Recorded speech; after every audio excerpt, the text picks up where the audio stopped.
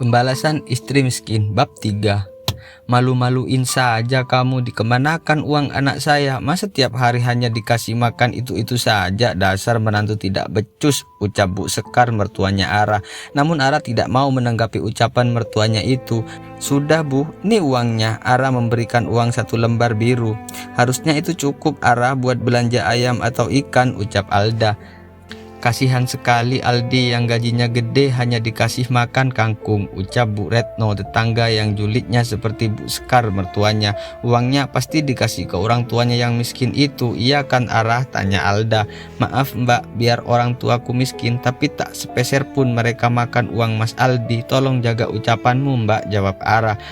Eyalah, mana kita tahu, selama ini anak saya selalu kasih uang sama kamu dan setiap hari hanya makan itu saja. Kamu pikir kerja tidak capek, uangnya dihambur-hamburin? Hah, bentak Bu Sekar. Ara menarik nafas dalam-dalam agar tak terpancing emosinya. Maaf Bu Romlah, mana kembaliannya? Saya sudah selesai, pinta Ara pada pemilik warung. Nih, Bu Romlah memberikan kembaliannya. Istrinya ngirit amat ya Aldi, kasihan sekali, padahal penampilannya saja seperti itu, bajunya norak, haha, ucap Bu Retno menghina Ara. Ara langsung bergegas pulang tanpa membalas ucapan menyakitkan tetangganya itu. Sabar Ara, buktikan kalau kamu mampu bangkit dari kemiskinan. Kamu harus siap dengan semua yang akan terjadi, batin Ara. Dasar adik ipar yang memalukan, kenapa dulu kita malah menjodohkannya dengan dia ya Bu, ucap Alda sambil jalan pulang ke rumahnya setelah belanja sayuran. Ibu ingat tidak temanku Sania? Dia sejak dulu menyukai Aldi ya. Memang usianya lebih tua, tapi dia sekarang cantik Bu, modis. Terus dia juga punya butik pakaian Bu, bahkan sudah punya mobil sendiri, ucap Alda. Maksudnya apa dah, tanya Bu Sekar yang tak paham. Kenapa kita nggak jodohkan saja dengan Aldi, nanti biar si miskin dekil itu kita dapak, ucap Alda. Boleh tuh Al, ya sudah kamu suruh saja dia main ke sini, siapa tahu kan dia jodoh sama Aldi, ucap Bu Sekar tersenyum semeringah. Tamara kini mengecek novelnya dan melanjutkan tulisannya hingga berbab-bab.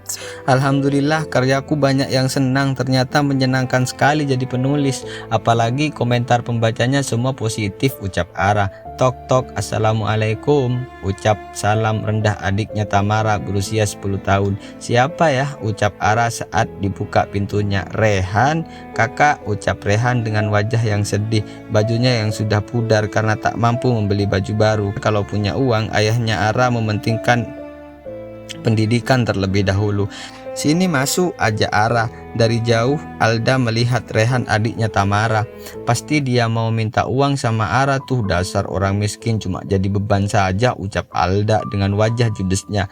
Kak, besok aku ujian sekolah, kata Bu Guru. Aku harus bayar uang ujian dulu, walaupun hanya setengahnya agar bisa ikut, ucap Rehan dengan wajah melasnya. Memang berapa dek bayar ujian sekolahnya, tanya Ara. 200.000 kak, tapi kata Bu Guru bisa bayar 100 dulu. Ayah sedang sakit, jadi sudah beberapa hari tidak ke ladang, ucap Rehan. Tamara sedih dengan keadaan orang tuanya yang hidup susah. Lalu Ara mengambil uang 100.000 dari dompetnya. Nih kakak hanya ada segitu, nanti kakak carikan ya, semoga dapat, ucap Ara. Lalu Rehan memasukkan ke kantong. Alhamdulillah, terima kasih kak, akhirnya aku bisa ikut ujian.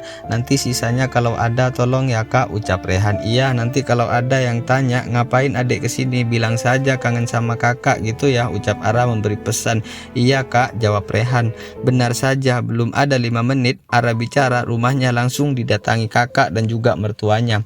Hei Rehan, mau apa kamu datang ke sini? Pasti mau minta uang ya sama kakakmu, tanya Alda.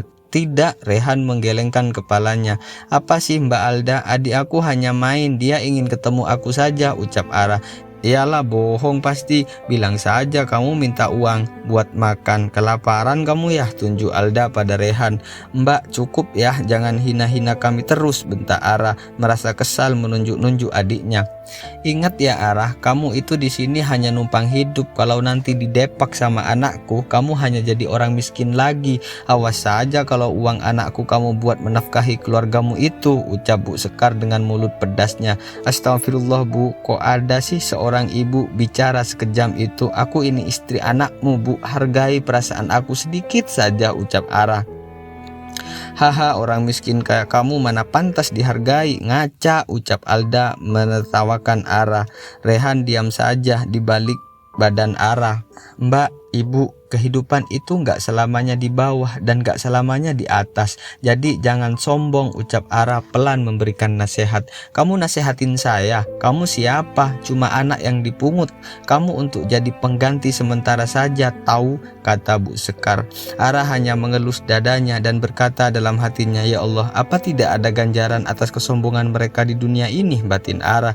Ayo Bu, kita pulang, mual lama-lama deket orang miskin. Rehan, kamu pulang saja ya. Mbak mau nawarin makan, belum masak, baru nanti sore masaknya. Kamu sudah makan, tanya Ara. Belum kak, ibu sudah 2 hari gak punya beras, aku hanya makan mie, itu pun ibu ngutang di warung Bang Hanif. Untung saja Bang Hanif baik, mau mengutangi, ucap Rehan. Kamu bawa beras ya, kakak ada sedikit, nanti kakak cari pinjaman uang, kalau ada kakak akan bawakan ke rumah, ucap Ara. Tapi kak, nanti dilihat sama mereka lagi, nanti kakak kena marah lagi, ucap Rehan. Tidak, nanti kalau pulang kita lihat mereka dulu, ada di luar atau tidak ya, ucap Ara dengan mata yang berkaca-kaca. Ayah sakit apa dek, tanya Ara.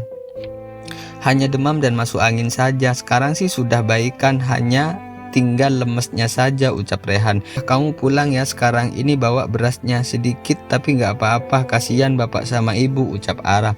Terima kasih kak, kalau gitu aku pulang ya, ucap Rehan.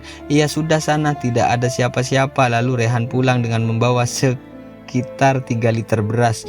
Ya Allah, mudahkanlah segala usahaku, kasihan sekali keluargaku, aku benar-benar harus bangkit, gumam Ara.